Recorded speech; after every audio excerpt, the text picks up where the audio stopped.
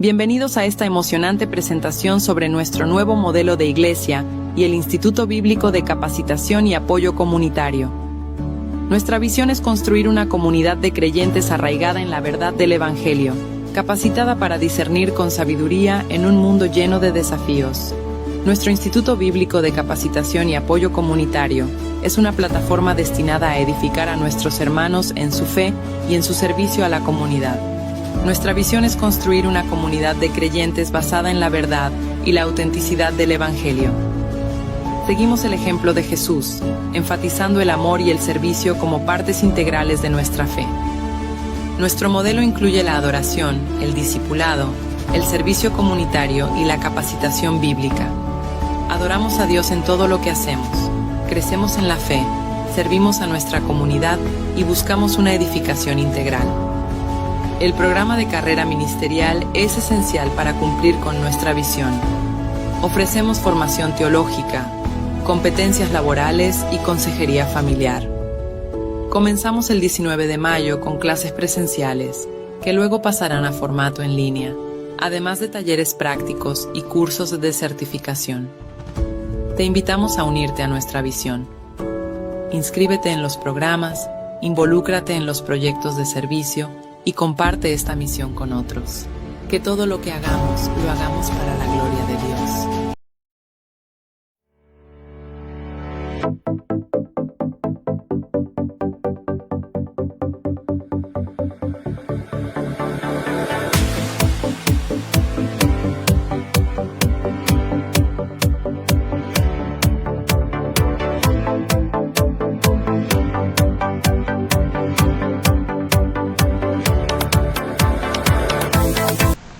Muy buenas noches, amados hermanos, qué gusto saludarles. Estamos nuevamente aquí ya para iniciar esta clase número 22, ¿verdad? Esta clase número 22, vamos a hablar de la iglesia, su disciplina. Estamos ahorita en otro estudio para evitar un poquito el ruido de afuera, pero muy contentos para la gloria de Dios. Así que antes de iniciar, pues vamos a orar. Vamos a orar para que el Señor se glorifique en esta noche con este tema tan importante, tan hermoso, que es parte también del amor de Dios. Así que vamos a orar, que sea el Señor el que nos guíe en esta hora, en este hermoso momento, para alabanza de la gloria de Cristo, siempre de la mano de su bendito Espíritu Santo, para que nos guíe a toda verdad. Oremos al Señor. Padre, en el nombre de Jesús te damos la gloria, te damos la honra, Señor. Gracias por tu misericordia, gracias por tu amor. Gracias por la esperanza que nos das en el amor y en la fe en Cristo Jesús. Te bendecimos, Señor, te exaltamos y te rogamos que seas tú propicio a nuestras rebeliones, que perdones nuestros pecados y nos concedas la gracia de conformarnos a tu verdad. Arrepentirnos de nuestras maldades y entender tu verdad para ser más como tú. Toma control de este curso, de esta clase, Señor, llévala tú de tu mano.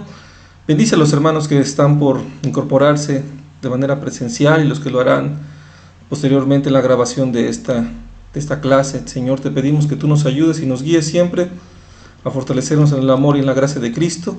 Ponemos nuestras vidas delante de ti y que pongamos por obra todo lo que aprendemos para tu gloria. En el nombre de Jesús, amén, amén. Muy bien, amados hermanos, pues vamos a iniciar en esta hermosa clase. Decíamos, vamos a ponerla aquí. Muy bien, ahora sí, perfecto. La iglesia, su disciplina, muy bien, un tema muy importante, tema fundamental, poder entender, saber la disciplina del Señor, todo para la gloria de Dios. Amados hermanos, recordemos algo muy importante. Es un tema controversial, pero lo importante es que el Señor nos ama. Amén.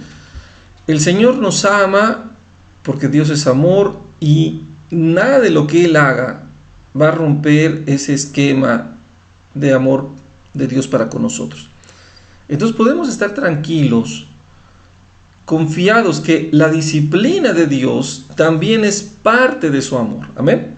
Lo voy a volver a repetir. La disciplina de Dios y el castigo de Dios es parte de su amor para con nosotros. Porque Dios al hijo que ama, disciplina y azota al que toma por hijo. Amén. Entonces, esa es parte de su amor. Dios es bueno, nosotros somos malos, nosotros somos carne, bebemos la iniquidad como agua, somos carnales, vendidos al pecado en nuestra esencia natural. Necesitamos la disciplina, necesitamos la corrección de Dios, y ese es el amor hermoso que Él tiene para con nosotros. Nosotros tenemos la benignidad de Dios que nos guía al arrepentimiento, pero su disciplina es la que nos hace apartarnos del mal. Así que bien importante este tema, fundamental, es uno de los mayores, de los temas más controversiales, pero importante entenderlo y discernirlo en el Espíritu. Así que Dios nos ayude en esta hermosa tarde-noche, para poder hablar de este tema. Así que sin más preámbulo, vamos a iniciar, ¿verdad? Vamos a ver un poquito, permítame aquí, vamos a acomodar un poquito, ahí está, perfecto, ahora sí, ¿ok? Muy bien, amados hermanos, ahora sí ya se ve bien la letra. Vamos a iniciar con este bonito tema, si el Señor nos permite. Dice aquí el estudio, la iglesia, su disciplina. La disciplina en la iglesia, ¿verdad? Es importante, decíamos, vamos a leer lo que dice aquí. La disciplina tiene una gran misión y el Señor ha provisto los dones, ministerios, obreros y forma de gobierno necesarios para lograr la misión. Sin embargo, la iglesia no es inmune a los problemas que a veces requieren disciplina de sus miembros. Se pueden preguntar si hemos renacido como nuevas criaturas e hijos de Dios en Cristo, ¿por qué surgen problemas entre los miembros de la iglesia? Hay básicamente 3 razones por las cuales surgen problemas en la congregación, ¿verdad? Siempre los va a haber. Vamos a verlos aquí. 1. No todos los miembros de la iglesia son verdaderos cristianos. ¿Qué enseña el Señor Jesucristo en Mateo 13, 24 al 30 y el 36 al 43 con respecto a esta verdad? Muy bien, dice, bueno, pues le refirió otra parábola diciendo, el reino de los cielos es semejante a un hombre que sembró una buena semilla en el campo, pero mientras dormían los hombres, vino su enemigo y sembró cizaña entre el trigo y se fue. Cuando salió la hierba y dio fruto, entonces apareció también la cizaña. Vinieron entonces los siervos del padre de familia y le dijeron, Señor, ¿no sembraste buena semilla en tu campo? ¿De dónde pues tienes cizaña? Él les dijo, un enemigo ha hecho esto. Y los siervos le dijeron, ¿quieres pues que vayamos y le arranquemos? Y les dijo, no sea que al arrancar la cizaña arranquéis también con ella el trigo. Dejad crecer juntamente lo uno y lo otro hasta la siega, y al tiempo de la siega yo diría a los segadores, recoged primero la cizaña y atadle de manojos para quemarla, pero recoged el trigo en mi granero. Entonces, despedida la gente, entró Jesús en la casa y acercándose a él sus discípulos le dijeron, explícanos la parábola de la cizaña del campo. Respondiendo él les dijo, el que siembra la buena semilla es el Hijo del Hombre. El campo es el mundo, la buena semilla son los hijos del reino, y la cizaña los hijos del malo. El enemigo que la sembró es el diablo, la siega es el fin del siglo, y los segadores son los ángeles. De manera que como se arranca la cizaña y se quema en el fuego, así será en el fin de este siglo. Enviará el Hijo del Hombre a sus ángeles y recogerán en su reino a todos los que sirven de tropiezo y a los que hacen recogerán de su reino a todos los que sirven de tropiezo y a los que hacen iniquidad, y los echarán en el horno de fuego. Ahí será el lloro y el crujir de dientes. Entonces los justos resplandecerán como el sol en el reino de su Padre. El que tiene oídos para oír, oiga. Muy bien. Amados hermanos, este texto muy claro habla de que en el mundo habrá la gente que realmente ama al Señor y a gente que no, ¿verdad? Esto es una realidad. Sabemos que esto se refiere, como dice aquí, precisamente los hijos del reino, y los cizañas son los hijos del malo que habitan en el mundo, ¿verdad? Uno puede decir, pero pastor, pero en la iglesia no van a entrar los hijos del malo. Bueno, Pablo, el apóstol Pablo nos recomendó y nos dijo que unos de los mismos hermanos se levantarán hombres malvados, ¿verdad? Que pues serán probados y serán falsos hermanos que en realidad siguen el amor al mundo, y eso hay que tener mucho cuidado. Ya hablaremos de eso después, pero vamos a seguir adelante. Algunos cristianos verdaderos en la iglesia son inmaduros y en algunos momentos de su vida andan en la carne. Esto es una realidad, hermanos. ¿Qué enseña el apóstol Pablo en 1 Corintios 3, del 1 al 3 con respecto a esta verdad? Dice: de manera que yo, hermanos, no pude hablaros como espirituales, sino como a carnales, como a niños en Cristo. Os di a beber leche y no vianda, porque aún no erais capaces, ni sois capaces todavía, porque aún sois carnales, pues habiendo entre vosotros celos, contiendas y disensiones, ¿no sois carnales y andáis como hombres? Muy bien. Y el punto 3, todos los cristianos, aún los líderes y más maduros, pueden caer en pecado, que enseña 1 Juan del 1 al 8 al 10 con respecto a esa verdad. Dice: si decimos que no tenemos pecado, nos engañamos a nosotros mismos y la verdad no está en nosotros. Si confesamos nuestros pecados, Él es fiel y justo para perdonar nuestros pecados y limpiarnos de toda maldad. Si decimos que no hemos pecado, le hacemos a Él mentiroso y su palabra no está en nosotros. Amados hermanos, vamos a ver ahora sí estos principios. ¿Por qué es necesaria la disciplina bíblica? Bueno, primero, hay personas falsas que van a llegar a la congregación no por los motivos correctos, sino que realmente hay gente que se infiltra. Es una realidad, la gente mala se infiltra y anda ahí tratando de causar divisiones y problemas. Esto es muy sabido, ¿verdad? Entonces tenemos estas circunstancias. Gente del mundo se mete encubierto, no nos extraña, Satanás mismo se disfraza de ángel de luz. Entran a las iglesias encubiertamente, ¿verdad? Y ahí pues hacen destrozos, ¿no? Empiezan a infiltrarse, empiezan a crear problemas, circunstancias. No son personas que amen a Dios, sino siguen sus placeres, y esto hay que entenderlo. Entonces la cizaña de repente entra a la iglesia, o en ocasiones gente va a la iglesia pero no necesariamente a buscar la salvación, y hay que tener cuidado. Segundo, pues tenemos el proceso de madurez de un creyente, de un cristiano, que empieza, y hay un proceso en la carne que va y se va a ir trabajando. Sabemos que esto es así, lo leímos en la palabra hace un momento, y también sabemos que aunque ya seamos maduros, vamos a seguir pecando. Esto es muy sencillo de resolver. Decíamos, amados hermanos, alguien que va por el motivo correcto a la iglesia, alguien que va por los motivos adecuados a la congregación, lleno del Espíritu Santo, es una persona que siempre va a reconocer su pecado y va a luchar contra su pecado. En el caso de los cristianos maduros, sabemos que son cristianos maduros, van a seguir pecando. Sabemos que son cristianos cuando confiesan su pecado. Las personas inmaduras que están aprendiendo en la iglesia, que acaban de empezar y tienen un proceso, sabemos que quieren servir al Señor porque reconocen su pecado, luchan contra él. Hay un proceso de madurez, pero no lo esconden porque el Espíritu Santo los redarguye. El Espíritu Santo redarguye igual al maduro que al que está empezando, y no lo deja a gusto con el pecado. La palabra de Dios hace que nosotros mismos reconozcamos nuestra maldad y confesamos nuestros pecados. Reconocemos nuestros pecados, nos apartamos. A las personas maduras les es más fácil, ya hay esta madurez por estar poniendo por obra esa lucha contra el pecado. Las personas que empiezan les es un poco más difícil, pero lo aceptan, siguen confesando su pecado. Y la gente que no es del Señor termina yéndose, no soporta la santidad, como en aquella historia de la Escritura donde los filisteos capturan el arca del pacto, cuando viene la batalla contra Saúl, capturan el arca del pacto y la llevan y la ponen con su Dios. Bueno, no recuerdo si fue con Saúl o fue por ahí en el tiempo de Samuel, con los hijos de Eli. Pero capturan el arca del pacto de Israel y la llevan ahí a su templo de su Dios, y al otro día aparece el Dios de los filisteos destruido, con la cabeza cortada. Ellos tienen miedo y sacan de ahí el arca, se la regresan a Israel porque les caen tumores y todo clase de mal a los filisteos por tener el arca de la presencia de Dios.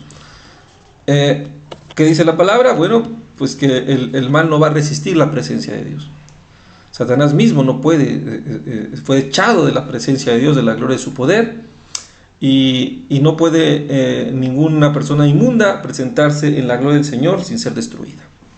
Entonces, cuando una iglesia realmente se rige en el amor de Dios, llena del Espíritu Santo, con la verdad de la palabra, las personas que van con malas intenciones no van a soportar, porque van a tener dos opciones, o convertirse o irse, y muchos, la misma palabra lo enseña. Jesús mismo dijo que mucha gente que anda en pecado no querrá venir a la iglesia, entonces mucha gente se va. Hay que tener mucho cuidado, porque mucha gente se va, pero no se va diciendo tengo yo pecado, no quiero cambiar. Siempre van a salir tratando de desprestigiar la fe para confundir a los demás y llevarse por ahí uno que otro confundido también, que duda, y siempre sacan otras cosas para justificar sus pecados. Le echan la culpa a la iglesia, le echan la culpa a los hermanos. De repente dicen, es que la iglesia no tiene amor, y se vayan al mundo donde pues tampoco hay amor, ¿no? O sea, qué ironía, ¿no? O sea, no me voy de aquí porque no hay amor, sí, pero en el mundo menos hay amor. No hay amor en el mundo, es una realidad, pero esa es la ironía de la insensatez, de la culpa, ¿no? Es que aquí nadie me ama, oye, en el mundo sí, ¿no? O sea, esta es una ironía, es un argumento muy falaz, sin ningún sentido. En realidad lo que pasa es la forma de percibir las cosas, porque no hay la voluntad de un verdadero arrepentimiento. Entonces la gente termina yéndose. Pero por eso es bien importante la disciplina, es bien importante el celo de Dios hacia su santidad y hacia la verdad del Evangelio. Entonces vamos a seguir adelante con este estudio. Por eso la disciplina de Dios es fundamental, amados hermanos, fundamental. Vamos a ver. Los merecedores de la disciplina. ¿Quién merece disciplina en la iglesia? Bueno, es importante saber que cuando un miembro de la iglesia puede ser expuesto a la disciplina, usando los siguientes versículos como base bíblica, indica lo que pueden ser expuestos a la disciplina de la iglesia. Amén. Es importante quién es merecedor. Bueno, los hijos de Dios, la misma escritura lo dice, los hijos de Dios estamos sujetos a disciplina del Señor, ¿verdad? Y en lo que su iglesia determina, en lo que su palabra dice. Vamos a escudriñar un poco más de estos temas para indagar en esta parte de la doctrina de la palabra. Es la doctrina de la palabra, es importante entender los textos. Dice: mas os ruego, hermanos, que os fijéis en los que causan divisiones y tropiezos en contra de la doctrina que habéis aprendido, y que os apartéis de ellos. Amén. Por eso decíamos aquí, es importante saber cuándo un miembro en la iglesia puede ser expuesto a la disciplina. ¿Cuándo? Pues cuando notamos, nos fijamos en él, que está causando divisiones. ¿Por qué Romanos 16:17 nos habla en esta situación? Romanos, Pablo, el apóstol Pablo habla a los hermanos en Roma, pero les está dando un argumento fundamental para ver quién es el que realmente no ha entendido la iglesia, no ha conocido al Señor, no ha sido lleno de su Espíritu Santo. Bueno, uno de los principales atributos de Dios, lo hemos dicho aquí, lo sostenemos porque la palabra lo enseña, incluso en Juan 17, la oración sacerdotal de Cristo, que es la constitución donde se forma la iglesia, es la oración que Jesús hace como hombre para que la iglesia sea formada en sus principios y propósitos eternos. Y algo que en esta oración, en Juan 17, el Señor enfatiza es en la unidad de la iglesia, porque la unidad de la iglesia es reflejo también entre el Padre, el Hijo y el Espíritu Santo, que los tres son uno, una perfecta unidad. La Trinidad de Dios es una unidad perfecta, tres personas diferentes en una unidad gloriosa, eso es importante. Y esta virtud se muestra en varias otras facetas de nuestra vida. Por ejemplo, en el matrimonio ya no somos dos, sino somos uno. En la iglesia debemos de ser como uno solo, ¿verdad? Y esto es importante. Entonces, algo que va en contra del principio bíblico de toda la deidad es la división. La división es una actitud que tomó Satanás, y que Satanás siempre va a tener este argumento en contra de lo que el Señor es. Entonces todo lo que es división, todo lo que es contienda, desacuerdo, es aborrecible ante los ojos del Señor y es totalmente infructuoso. No puede una persona cristiana llena del Espíritu de Dios mantener una actitud divisoria en ninguna parte. No va a tener nada contra alguien que cause división. Va a fomentar la unidad, va a fomentar el acuerdo, va a fomentar la armonía aún con sus enemigos si fuera posible. Pero una persona que ya de por sí trae luchas, trae problemas con otros hermanos, no ha entendido el Evangelio y no va a crecer si todavía está haciendo lo que en el mundo aprendió. Entonces, las divisiones y tropiezos de la verdad de la palabra en la doctrina son muy delicadas. Y el apóstol Pablo dice, fíjense en lo que causan divisiones y tropiezos. No, que no hay que tener fe, no, pues que no hay que hacer esto, no, que no hay que hacer lo otro, que no hay que ofrendar, por ejemplo, uno de los más fundamentales, ¿verdad? Ya hablaremos efectivamente de la ofrenda, del diezmo. Ahora hay muchas corrientes que dicen que no se debe de diezmar, mucha gente lo toma y empiezan esas personas a ir en decadencia económica, y eso es muy terrible, porque la economía como parte integral de un todo en la esencia del hombre tiene su función, y si damos fallos en la economía, otras cosas también se van a fallar, como si damos fallos en nuestras relaciones personales, va a fallar nuestra economía. Esto es algo muy integral. Entonces, siempre que hay estos problemas, estas divisiones, son cosas muy delicadas. Entonces, si ponemos tropiezo, hay gente que está nada más cuestionando, poniendo divisiones, haciendo bandos en la iglesia. Cuidado, dice el apóstol Pablo, apártense de ellos, ¿no? Nunca te juntes con una persona que causa división, nunca tengas amistades que se separaron de algo. Es importante. Miren, hermanos, hoy hay un círculo vicioso que se está rompiendo ya a base de la unidad pastoral, de la unidad de las iglesias. Llevamos ya años trabajando en esto y ha habido muy buenos frutos de algo que ya se sabía, pero no se había regulado. Qué delicado es recibir personas que vienen de divisiones de otras iglesias. Es muy común que las iglesias se dividan, no debe de ser. Debe de haber una aclaración, una circunstancia muy entendible. Si esta división vino por un problema ya de levaduras, ya de evangelios que no son los que el Señor manda, pero en el corazón, en el respeto, en la comunión, no debe de haber un rencor o una circunstancia que afecte nuestro corazón, porque nosotros somos personas de unidad. Así debe ser. Cuando una persona sale de una iglesia por motivos ya de pasiones y se recibe en otra iglesia, ay, hermanos, muy delicado todo eso. O sea, una cosa es que digan, bueno, yo me salí por propósito de Dios, porque ya no era necesario estar allí, pero yo agradezco, yo valoro, yo no tengo nada malo que decir. Fundamental, hay una unidad porque te encuentras al pastor, lo saludas, encuentras a los hermanos de la otra congregación, somos parte de un cuerpo, pero por propósito. Bueno, pues es como ya pasaste un proceso en una congregación, ahora el Señor te llamó a otra, pero tú tienes tu corazón limpio, tú puedes saludar, no te expresas mal, ¿sabes? Pasa nada, ¿no?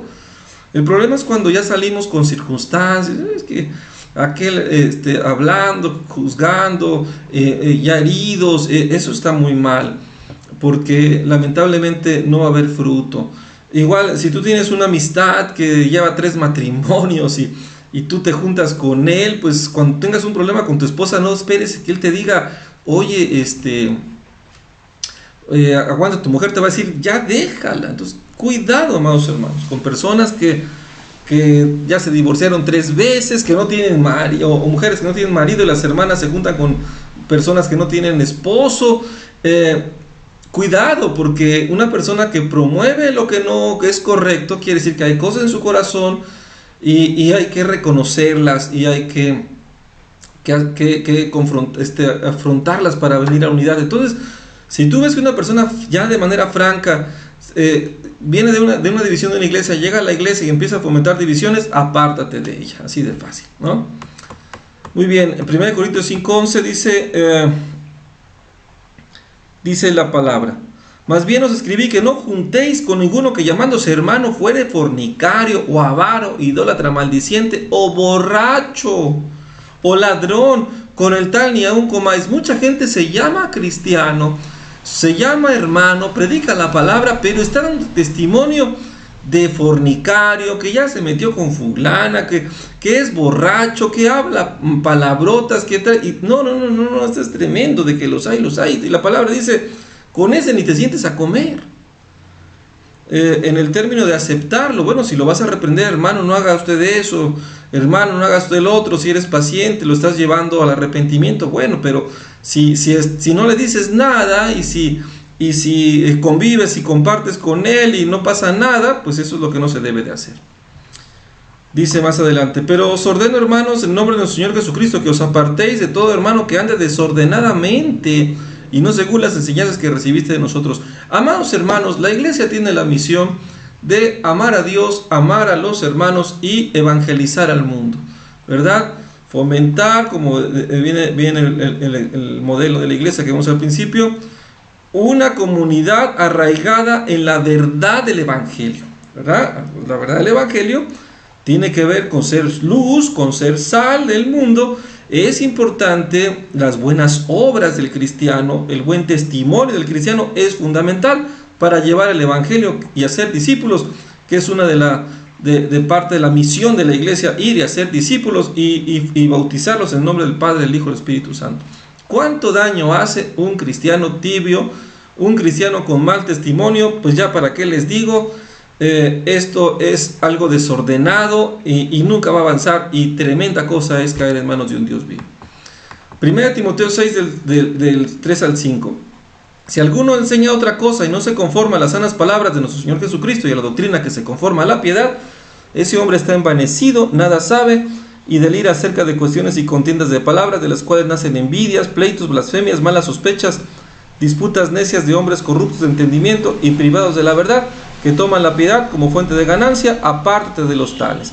Si alguien tiene una mala doctrina, eso sí, un pastor que pues usa la piedad como fuente de ganancia, amado, ya ni preguntes, despídete muy en paz. Pastor, muchas gracias por sus atenciones, gracias porque me ayudó, gracias porque me enseñó la palabra, pero mire, yo debo de irme a otra congregación y somos amigos como siempre, no voy a participar en sus malas obras, porque hay una conducta que Dios tiene que trabajar. Esto sin ningún problema se debe de hacer.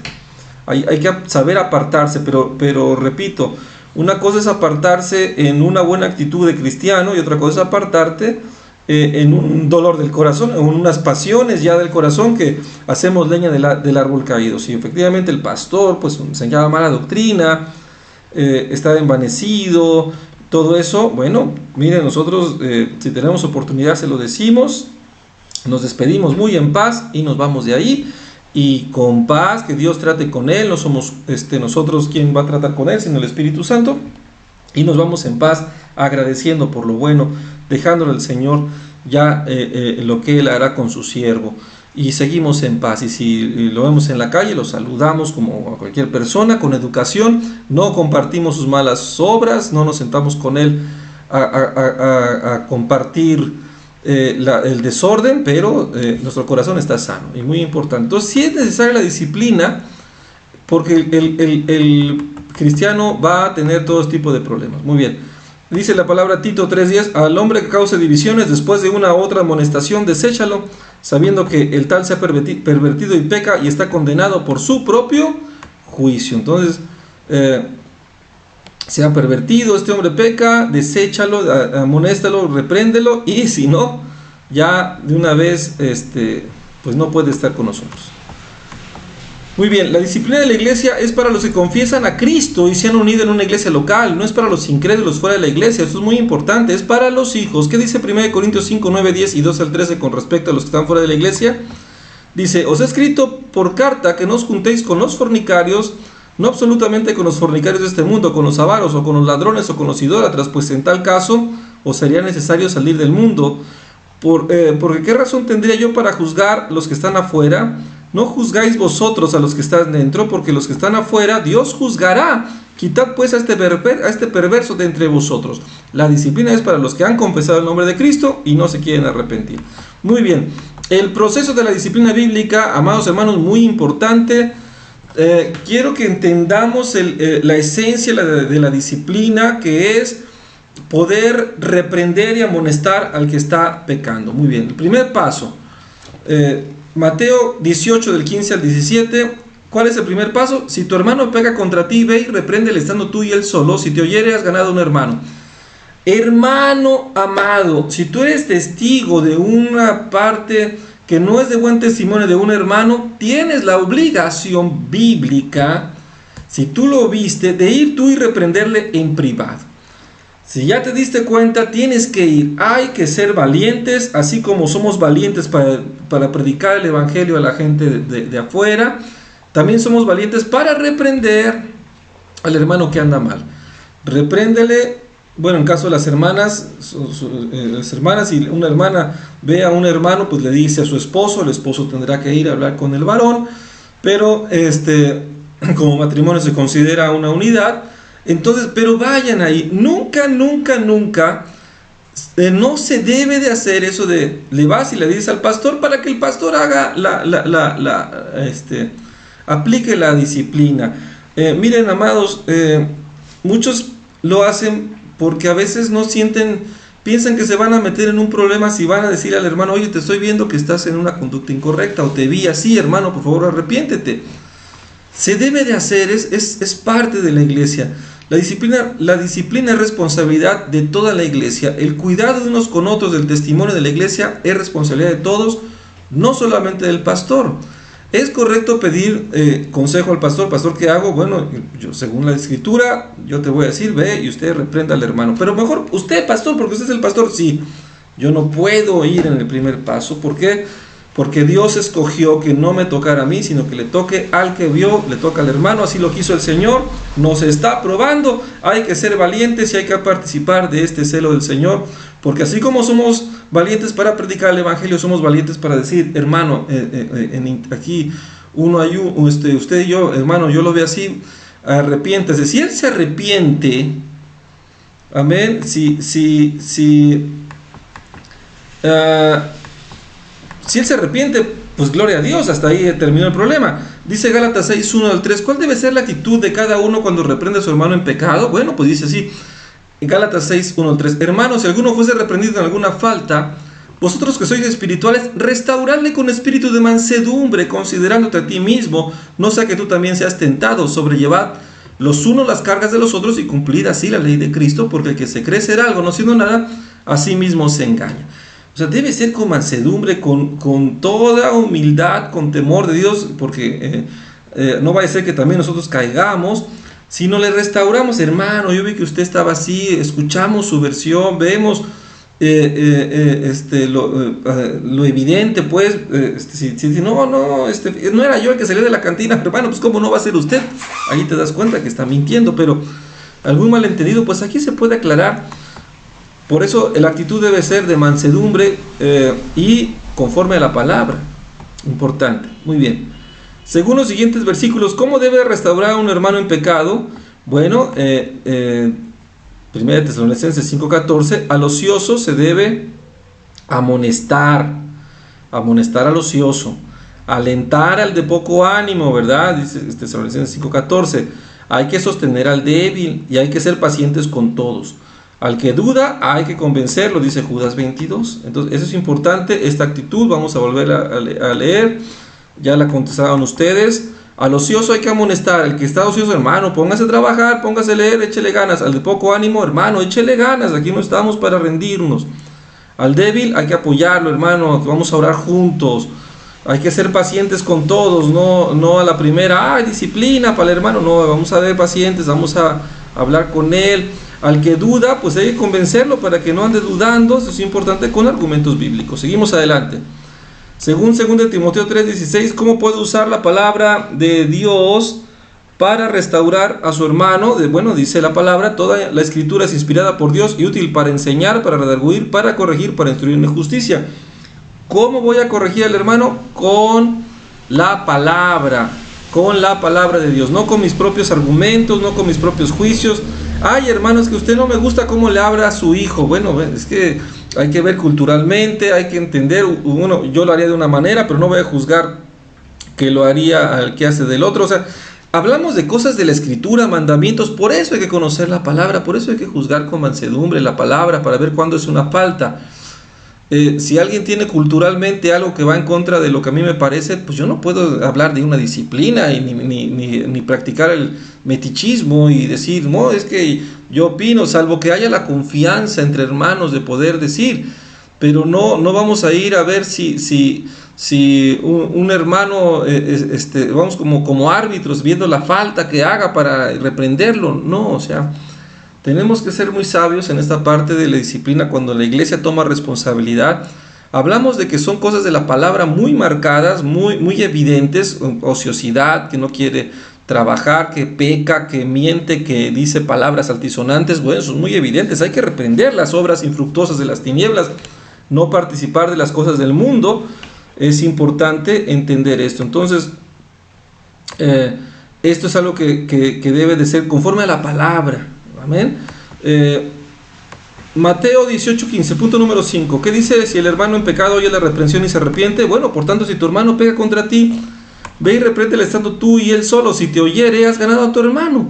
Esto es muy importante. Si él te oye y dice, hermano, perdóname, pues gloria a Dios, acabó el asunto. Esto habla de una relación entre cristianos, que pegue contra ti, que te ha hecho la falta a ti. Puede ser el matrimonio, puede ser como hermanos de la misma familia. Es a solas, hablando con él. Nunca hay que dejarlo pasar, porque después si uno lo deja pasar se convierte en amargura, es muy delicado, puede causar división. Hay que enfrentarlo, hay que decirlo. Ahora, esto también aplica, pega contra ti, si algo ya te está afectando a ti en tu relación con Dios, alguna conducta de algún hermano o hermana, pues vas y se lo dices, pero que sea todo conforme a la Escritura, ¿no? Que no sea una pasión, que sea realmente una afrenta en contra de la doctrina de Cristo y de la sana convivencia y de la edificación unos con otros. Entonces, por eso es que vamos con el hermano y le decimos a él. Fundamental, importante, hay una grande responsabilidad. Ahora, en la primera etapa, el hermano que presencia el pecado de otro debe ir y reprenderlo estando los dos solos. Es importante que no se use el pecado de un hermano como una oportunidad de chismear y destruir su reputación delante de los demás. Por eso es con el hermano, nada más. Hasta ahí, si se soluciona, se acabó el asunto. Ahora, segundo paso: mas si no te oyere, toma aún contigo a uno o a dos, para que de boca de 2 o 3 testigos conste toda palabra. Aquí sí tú le dices, hermano, como usted no me oyó, le voy a avisar al pastor. Ahí sí, hermanos, llegan con servidor, pastor, ya hablé con el hermano, no se arrepiente, quiero que me acompañe. Ay, perfecto, vamos. Que me acompañe, no que usted vaya, ¿verdad? No, que ya no quiero meterme en problemas, yo me zafo, pastor, usted encárguese del pecador, no, con amor. Vamos los dos, vaya, el pastor con el hermano que reprendió, para hablar con el que no se quiere arrepentir, para que se arrepienta. Razonemos juntos en amor, con humildad, con mansedumbre. Según Tito 3:10, los hermanos que deben amonestar al hermano que está en pecado, los hermanos deben amonestar al hermano que está en pecado, significa que deben repetir paso uno con las mismas amonestaciones y actitud de amor y misericordia. Admoniciones. Bueno, con esa actitud de amor y misericordia, hermanos, debemos de ir, reprender y llevar al pastor. Entonces ahora sí, no se arrepiente el hermano, aquí hay testigos de que se le está reprendiendo con total claridad de la palabra. Si no, entonces, pues vamos al tercer paso. Si aquí en el segundo paso, ya yendo el pastor, dice, no, pues sí, me arrepiento, hermanos, perdónenme, le pido perdón a Dios, tienen ustedes razón, me arrepiento. Ay, perfecto, se acabó el asunto, hay que restaurarlo con mansedumbre, ayudarlo con su carga, animarlo como corresponde a la Escritura. Tercer paso, si los oyera a ellos, si no los oyera a ellos, entonces sí dilo a la iglesia. Y si no oyera a la iglesia, tenlo por gentil y publicano. Si no oyera el pastor, el otro hermano, entonces se debe de ventilar ya el asunto entre los hermanos. ¿Ven? Si el hermano en pecado no se arrepiente, ¿qué medidas debe tomar la iglesia? Bueno, Si no lo oyere, dirá la iglesia, y si no oyera la iglesia, tenle por gentil y publicano. O sea, que en realidad no es cristiano. O sea, ese es el punto. Hermano, usted no es cristiano. No se le puede tratar como cristiano cuando no es cristiano por el bien de él, porque no vamos a participar del engaño de su salvación. Es algo muy delicado. Si no se arrepiente, entonces nosotros podemos decir, este hermano no es cristiano. Entonces tendremos que trabajar todos los hermanos ya de otra forma para con él, para que no se engañe él solo. Sabemos que no es cristiano, no se les van a dar las confianzas de un hermano. Muchas veces llega un hermano a la congregación y se le dan confianzas de hermano que no se le deben de dar a cualquier persona. Llega un hermano a la congregación y porque va los domingos no sabemos nada de su vida y después andamos haciendo negocios con él, luego queda mal. No, ha pasado una de cosas, hay que tener mucho cuidado. Amén. Nosotros estamos para apoyar al pecador a su proceso de arrepentimiento, pero un hermano que ha mentido, que dice que es cristiano, ya se bautizó y anda en pecado, pues simplemente pues ahí mintió, ahí fingió, no es un cristiano, y entonces hay que tratarlo como su pecado necesita para que se arrepienta, obviamente con la verdad del evangelio, que quiero decir que hay que restaurarlo. Decir, hermano, usted tiene que arrepentirse, tiene que empezar de cero, tiene que empezar los rudimentos de la escritura. Si él se humilla y acepta el proceso, bueno, si no, pues va a terminar yéndose, hermanos, y bueno, pues debería que orar por él. Muy bien. Segunda de Tesalonicenses 3:6, pero os ordenamos, hermanos, en nombre de nuestro Señor Jesucristo, que os apartéis de todo hermano que ande desordenadamente y no según la enseñanza que recibiste de nosotros. Hablamos de una buena convivencia, o sea, hablamos de confianza, amados hermanos, hablamos de unidad, de koinonía. No se trata de dejarle de hablar por completo, o sea, o de decirle, hermano, usted no puede ni vernos. O sea, miren, amados hermanos, es muy delicado. Lo que trata de decir la enseñanza es que se le haga saber que ya todos sabemos que él no es cristiano y debe de empezar su proceso desde abajo. No se le dan las confianzas como un cristiano porque él todavía no se lo ha ganado y no se debe de permitir esa confianza hasta que él demuestre que realmente está interesado. Amados, por ejemplo, o sea, no vamos a poner al cuidado de nuestros niños en la clase de escuelita bíblica una persona que no tiene el temor de Dios. Esto es fundamental.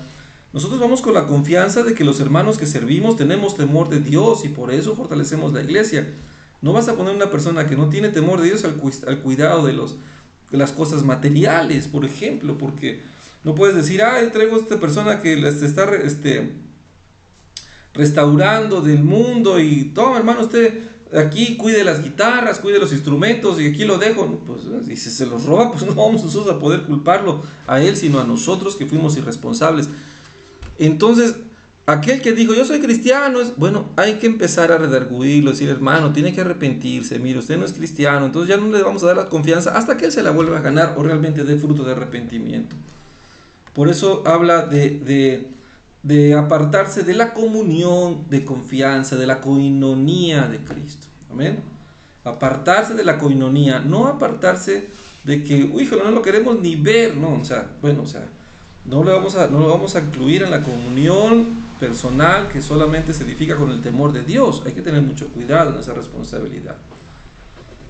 Por eso dice Tito 3:10, al hombre que cause divisiones después de otra amonestación, deséchalo. Sí, la palabra dice, deséchalo, hermano. Usted no puede llevar el título de cristiano. Tiene que empezar de cero, tiene que arrepentirse, tiene que volver a empezar, pero sabiendo que usted no ha nacido de nuevo, que no ha creído, y nosotros lo animamos, lo amonestamos. Y van a pasar dos cosas, de tanto tratarlo así, una de dos, o se arrepiente, se convierte, o de plano él solo se va, pero ya no es que se le haya corrido, ¿no? Porque nosotros queremos la salvación de su alma, pero él mismo es desechado por su pecado y porque no se arrepiente. Segunda de Tesalonicenses 3:14-15, si alguno no obedece a lo que decimos por medio de esta carta, a este señaladlo y no os juntéis con él para que se avergüence, mas no lo tendréis por enemigo, sino amonestadle como hermano. Aquí está la clave de todo. No lo vas a tener por enemigo con un cartel en la congregación que dice se busca, ni vas a decir la imprudencia de decir boletín de última hora en la comunidad cristiana de la ciudad. Por favor, denunciamos a fulano de tal que es prófugo de la justicia de Dios, gentil y publicano. no lo reciba en ningún lado, repórtelo para que vayamos por él y esté preso de por vida. Bueno, hermano, no vamos a hacer eso. O sea, no vamos a juntarnos con él en las confianzas de la congregación, pero no es nuestro enemigo. Una persona que llegó a la iglesia, que fingió ser cristiano, que incluso se bautizó, se le dio la confianza, pecó, se le dijo en privado, siguió pecando, se le dijo con 2 testigos, siguió pecando, se le dijo a la iglesia, solamente se debe de entender que no es un cristiano y no se le van a dar las confianzas del cristiano, pero se le va a dar el amor del incrédulo. Cuidado, ojo ahí, o sea, es desechado por la comunión del cristiano, pero se le da el amor del pecador. Y volvemos a empezar con él, hermano, mire, por favor, échele ganas, usted estuvo aquí, usted debe de cambiar, pero no lo tengamos por enemigo de que si lo vemos en la calle vamos a aventarle el carro, Dios nos libre, ni vamos a difamarlo por toda la ciudad para que él entienda. No, o sea, simplemente, hermano, usted no puede entrar ya en este hogar con la confianza que tenía, porque usted falló. Cuando usted se arrepienta, esta es su casa nuevamente, pero mientras no. Y él va a sentir esa pena, va a decir, me trataban bien y me daban la confianza, yo les mentí, yo les fallé, y tal vez esto hace que él se avergüence y se arrepiente. Pero si nosotros le decimos, hermano, usted es borracho y es cristiano, véngase, aquí le doy mis confianzas, no se preocupe, no pasó nada, eso sí está mal. Eso sí está mal. Entonces, pero hay que ser muy sabio, decirle, no, aquí la iglesia tiene que señalarlo y no darle las confianzas de un cristiano, de un hermano maduro o comprometido con el amor del Señor, sino se le tiene que tener por pecador, se le saluda no como enemigo, hermano, arrepiéntase, y o se convierte bien, se arrepiente, o se va y entonces ya viene otro proceso que el Señor tratará con él. Pero eso es muy importante.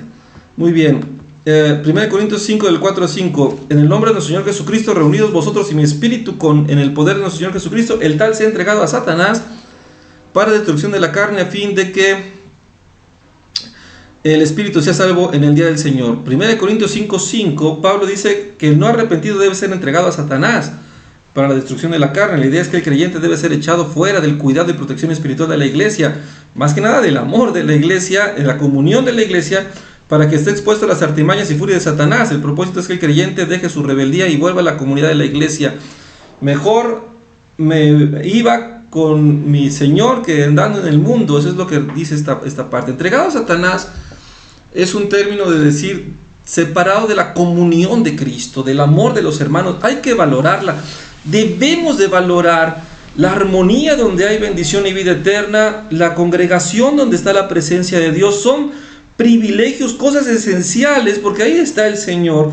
Cuando Dios corrió a Caín, no lo corrió de un lugar físico, lo corrió de la presencia de Dios, y dijo, ahora me echas de esta tierra, y donde quiera que cualquiera que me vea me matará. Sí, porque ahora ya no estaba bajo la protección de la gracia de Dios, ahora está a expensas del mundo, de la carne. Entonces el pecador debe de sentir que él ha fallado, que ha descuidado la presencia de Dios, y debe de entender que fuera del Señor nada va a poder hacer, y que Satanás lo va a estar esperando, y él debe de arrepentirse para volver a los pies de Cristo. Esa es la importancia de ese término.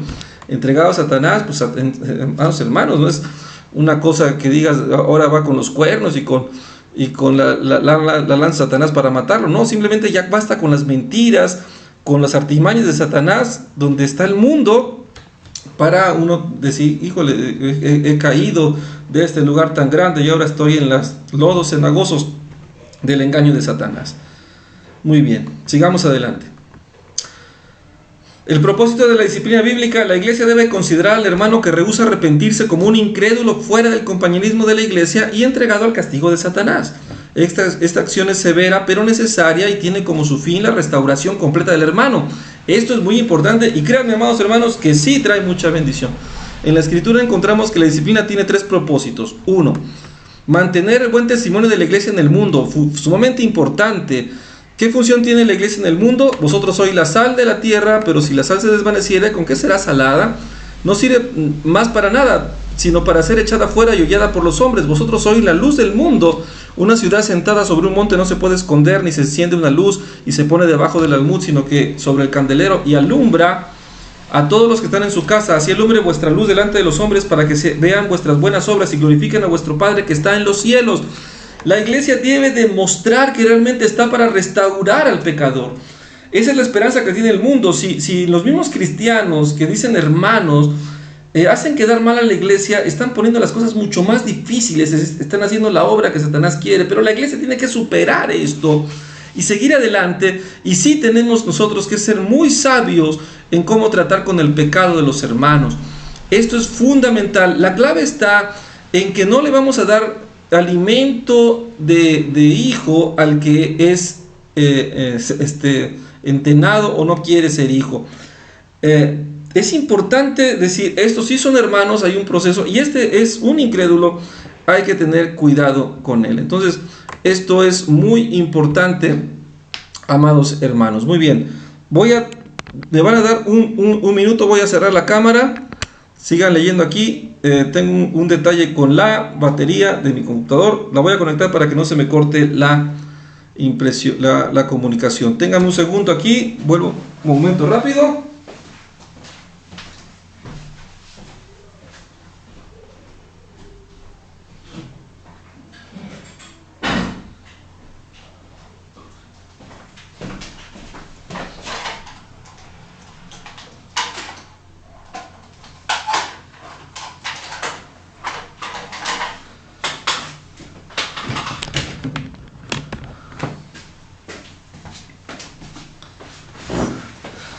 Muy bien, amados hermanos, seguimos por acá. Aquí estamos ya. Entonces, fundamental entender este propósito de la disciplina. El propósito de la disciplina es cuidar el buen testimonio y que realmente nosotros seamos esta luz del mundo, esa esperanza del que peca para restauración. Debemos de tratar muy sabiamente con el pecado de la iglesia. Esto no quiere decir que vamos nosotros a desechar al hermano, a quitarle la oportunidad de salvarse, no. Simplemente vamos a cambiar la actitud. Va a perder el pecador cierta confianza, pero no la esperanza. Eso es lo que queremos decir. Va a perder la comunión, va a perder la confianza, pero no le podemos permitir que pierda la esperanza. Siempre se le va a reprender, se va a decir, bueno, quieres venir a la iglesia, pero vas a venir como si fuera la primera vez. No vas a tener las mismas confianzas, no vas a encontrar la misma comunión que representa el que se ha esforzado en la santidad. Y pues prácticamente se te llamará al arrepentimiento, ¿no? No se solapa el pecado, no se permite la iniquidad, porque somos la luz y la sal de esta tierra. Por eso es fundamental la disciplina. Hay que practicarla con mucha sabiduría, muy necesaria, porque Dios lo mandó. Dios ha disciplinado a su pueblo para salvación, para vida eterna, y eso nos manda en la iglesia. Muy bien. Según Romanos 2:24, ¿qué puede suceder cuando la iglesia permite que sus miembros vivan en el pecado? Bueno, pues como está escrito, el nombre de Dios es blasfemado entre los gentiles por causa de vosotros. Muchas personas no quieren venir a Cristo porque ven el testimonio de algunos cristianos que andan en pecado. Eso es lo peor que podemos hacer. Esto es, dice la misma palabra, el que destruye la iglesia, Dios lo destruye a él. Y ha sido la perdición y la ruina de muchos falsos hermanos que no han tenido el temor de Dios y han quedado ahí como refrán para aquel que viene caminando. Le digan, mira, no te vaya a pasar como le pasó a fulano que decía que era cristiano, tuvo la oportunidad y anda bien mal. ¿Quién se endureció contra el Señor y le fue bien? Nadie. ¿Okay? Dice, detener el pecado para que no influencien los demás en la iglesia. Según 1 Corintios 5, 6 y 7, ¿qué sucede si la iglesia no detiene el pecado inmediatamente? Bueno, pues no es buena vuestra jactancia, dice la palabra. ¿No sabéis que un poco de levadura leuda toda la masa? Limpiaos pues de la vieja levadura para que seáis nueva masa, sin levadura, como sois, porque nuestra Pascua, que es Cristo, ya fue santificada por nosotros. Un poco de pecado echa a perder todo el esfuerzo y toda la obra de la iglesia, amados hermanos. Un poco de pecado echa a perder todo el esfuerzo, todo lo que se viene construyendo, lo echa a perder. La iglesia no puede ni debe tolerar el pecado, porque el pecado es la muerte y nosotros somos siervos del Dios vivo y la santidad es la vida. Entonces no tenemos que tener temor ni escatimar en decir, si estoy viendo que el hermano pecó, tengo inmediatamente que ver y hablar con él, empezar este proceso de limpieza. Hermano, yo lo vi. Ahora, amados, lo que también nos ha pasado es estas denuncias anónimas. No se pueden hacer, no cumple el trabajo. Miren, no se vale decir, dejar una cartita en la mesa, en la puerta del pastor: pastor, fíjese que vi al hermano fulano andando desordenadamente, o me dijeron esto. No, amado hermano, aquel que tiene la queja, aquel que vio la falta, si ya le dijo a la persona y no hace caso, entonces debe de llamar al pastor frente al pecador. Pasa mucho en los matrimonios. Si el esposo ve la falta de la esposa y ya habló con ella y no se arrepiente la esposa, llama al pastor y a la esposa del pastor para que vayan a escuchar el problema. Si la esposa vio al esposo, o el esposo está pecando, ya habló con él y el esposo no quiere cambiar, tienen que decirle al pastor: voy ahí yo con mi esposa a hablar con el hermano. Pero no se vale decir, dígale usted, porque eso no va a caminar en el plan del Señor. Nos ha pasado, hermano, nos ha pasado hace mucho tiempo, que así decían: pastor, fíjese que fulano, mi esposo, no me hace caso. A ver, hermano, usted arrepiéntase. Y resulta que no eran así las cosas. Y después dicen que el pastor está aceptando chismes. Y, ay, hermanos, fíjense que esto es fruto de no hacer lo que la Escritura dice. La Escritura marca esta parte importante de cómo la iglesia debe tratar con el que falta. Si el papá ve al hijo desordenadamente, hable con el hijo no hace caso, llévelo con testigos. Si el hijo no hace caso a los testigos, se le avisa a la iglesia y ya entonces el hijo siente la presión de que realmente él no es cristiano. No se le tiene por enemigo. Tendrá la esperanza de cualquier pecador que se puede convertir a Cristo, pero lleva el proceso ya de orar por él, de no darle esas confianzas, sino decirle: hijo, arrepiéntete. Los hermanos tienen que llamar al arrepentimiento: hijo, arrepiéntete. Si antes iba con un hermano, hijo, y ahora ya está en proceso de disciplina, cuando llegue el hermano tiene que decir: hermano, hijo, ya te arrepentiste, oye, supe en la iglesia que andas mal, ¿cómo estás? Puede pedirle cuentas una vez que ya se ventila la iglesia el asunto. Toda la iglesia debe de ayudarlo a que se arrepienta. No se vale decir: ay, pobrecito de hermanito, anda en pecado y nadie se quiere juntar con él. Yo sí te junto, yo sí vente. No, a mí no me interesa que andes en pecado, porque ya ando en pecado igual que tú. Cuidado, ¿no? O sea, no lo tengas por enemigo, pero amonéstale. Eso sí, no le tengas por enemigo, pero amonéstale. Que tu plática sea: hermano, ya te arrepentiste. Hermano, ¿por qué pecaste? Entonces, y se va a ir. Pero si a lo mejor te escucha, pues ya ganaste un hermano. Como dice la Escritura, cualquiera que hace regresar al hermano del error de su camino, dice Santiago, ha salvado de muerte un alma. Y eso es importante. Muy bien. Motivar al hermano errante a dejar su pecado y volver al Señor. Según 1 Corintios 11:30, ¿cuál es el juicio de Dios que puede caer sobre un cristiano viviendo en pecado y rebeldía? Pues que va a haber enfermedad, que va a haber muerte, que otros hasta allá parten con el Señor porque siguen en su pecado y siguen vituperando el nombre de Cristo. Hay que tener mucho cuidado. El propósito de la disciplina es la restauración de un hermano no arrepentido. La disciplina no es para castigar al hermano después de haberse vuelto al Señor, ni para que sea el enemigo. El propósito de la disciplina es la restauración de un hermano no arrepentido. Si seguimos el consejo de la palabra, le estamos dando esperanza a ese pecador, porque la palabra nos lleva a esperanza y verdad. Y vean, amados hermanos, en verdad, esto sí ha sido una bendición cuando se aplica tal como la palabra lo dice. Es muy difícil, es muy duro, pero es una esperanza porque la Escritura lo dice.